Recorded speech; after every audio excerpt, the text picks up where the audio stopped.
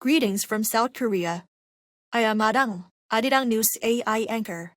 Here is the news making headlines today.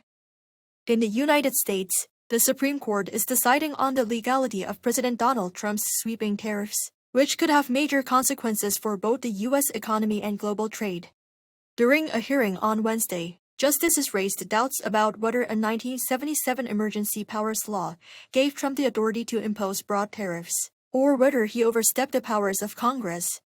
In response, President Trump said Thursday he will consider alternatives if the court rules against his administration. If the court finds Trump's tariffs unlawful, the government may have to refund some of the duties collected from businesses, which U.S. Trade Representative Jamieson Greer estimates could exceed $100 billion and could approach $200 billion, though no exact figure has been confirmed.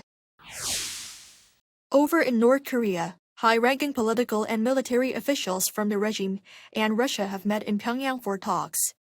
According to North Korea's state-run Korean Central News Agency, representatives from the Korean People's Army General Political Bureau and Russia's main military political directorate held talks in the North Korean capital on Wednesday. The meeting was attended by Baek Young-il, Vice Director of the General Political Bureau of the Korean People's Army, and Russian Deputy Defense Minister Viktor Gormykhin. Discussions focused on strengthening cooperation and exchanges between the two nations' military and political institutions, in line with the deepening strategic partnership between Pyongyang and Moscow.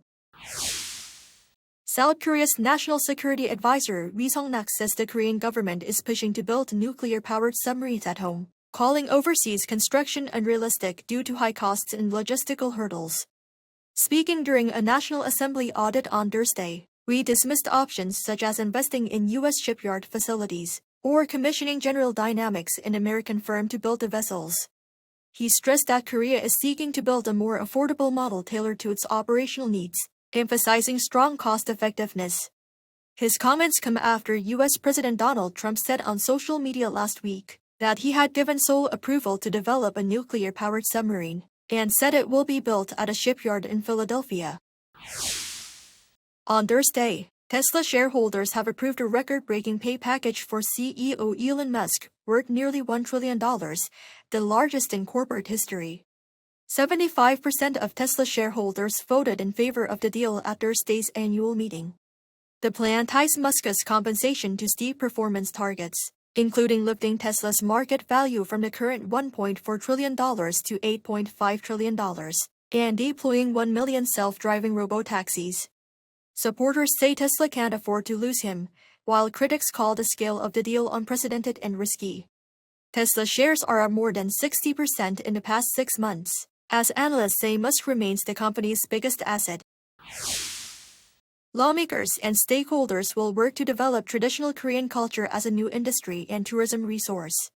At a policy seminar hosted by the Jogye Order of Korean Buddhism and Culture Committee at the National Assembly on Friday, lawmakers from both parties as well as those from academia and related industries discussed how to enhance the competitiveness of K-Buddhism through combining modern lifestyles and traditional Buddhist values. Chair of the Culture Committee Kim Kyo-heung pledged budget support for a sustainable industry. Participants also emphasized the need for government cooperation in establishing policies that promote the international exchange of traditional culture. That is all from me today. Thank you for watching.